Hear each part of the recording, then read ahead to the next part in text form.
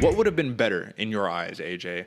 Nick Diaz keeping his mystique and just not fighting ever again and just staying out of the limelight, doing his thing, enjoying retirement, all that good stuff, or coming back, getting TKO'd for like the third time in his entire career, losing a rematch that took place 17 years ago against Robbie Lawler, who has been way more active, way fighting, way, in terms of training and all that stuff. He's at Stanford MMA. His main training partner, like I said, is Jason Jackson. Like, he's competing with the young guns.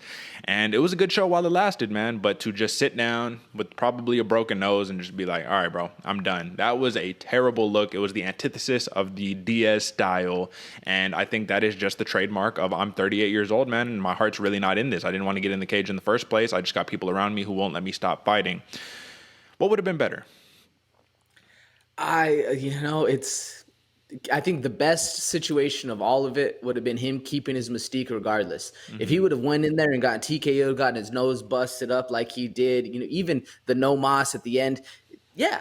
If he would have went in there flipping people off, talking shit, staying in that mystique, that would have been the best. As long as he kept the persona, you play. If you're the heel, you got to play the heel. You got to stay true to it, and you got to. I forget the word that they always say. It's like when you bring it out. You bring the persona out. I think that should have been the mindset going in. But personally, I think of what happened, of the two situation, of the juxtaposition of either staying, the coach Nick Diaz, the badass, the mystique that's out there, are coming in showing 38-year-old humbled Nick Diaz.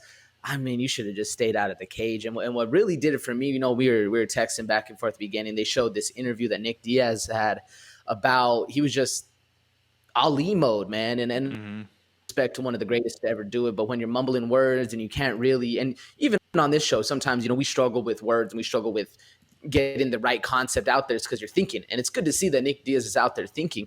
But it was just slow. It was hard to see.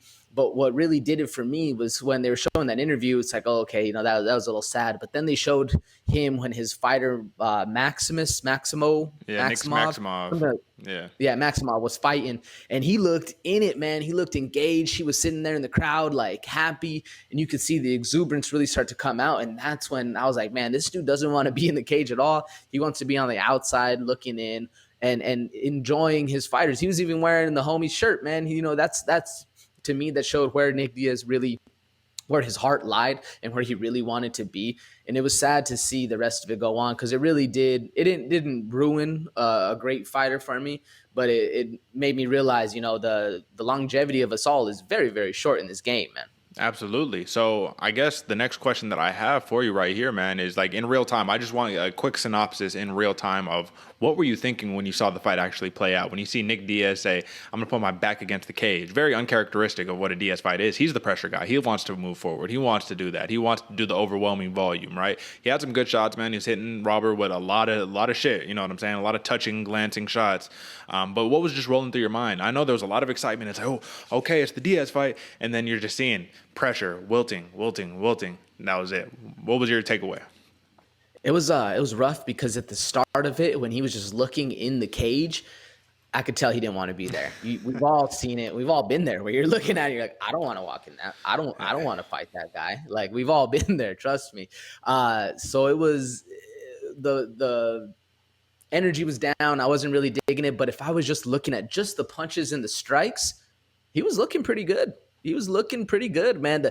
The head movement wasn't there. The foot movement wasn't there, but those never have really been there. He's always been about just going and just tapping you up, and he's down to get hit.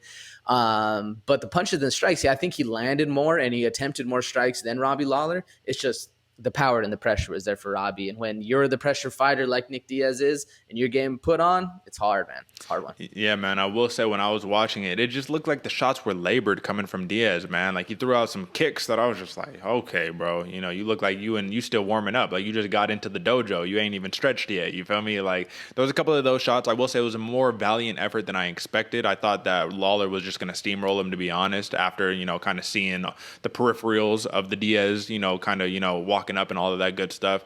But Lawler got touched up, man. He definitely got touched up, but he also put himself in the fire. And he says, he was all like, my game plan was to smother Nick Diaz and to not let him get those long strikes off, man. Not let him fight his fight. He has to fight my fight. And he got the job done, man. the real question at the end of the day here is that we already know the fight shouldn't have took place, all the good stuff, yada, yada, yada. We've been harping on that for a while now. Do you think that, I mean, do you think he quit? Like, I don't know, man. Like, it seems like very, like, clearly, like, all right, man, he was just like, all right, I don't want to do this anymore. Like, I'm done. Fuck this. You know what I mean? But at the same time, he wouldn't have maybe, if he didn't get maybe a broken nose or whatever, because he was holding his nose after the fight. So if maybe that didn't happen, maybe he would have just kept the fight going. Like, I don't know. What do you think caused that? Do you think it was literally that breaking point? Do you think Nick Diaz got broken in that fight?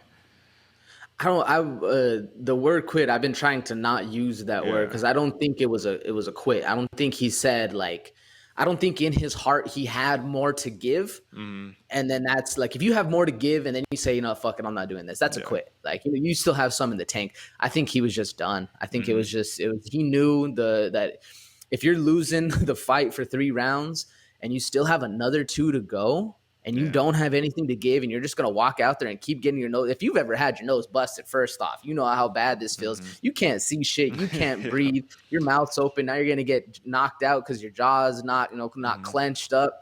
I don't think it was a quit, though. It was more, that was probably the smartest move Nick Diaz has ever had, where he's just like, you know what? I'm good. Yeah. And you know what he said after was very telling. He was like, listen, man, you know, it just sucked because, you know, he's still trying to like kind of defend himself and all that stuff. So you don't got to defend yourself, bro. We already know. It's all love. The fans love you, all that stuff.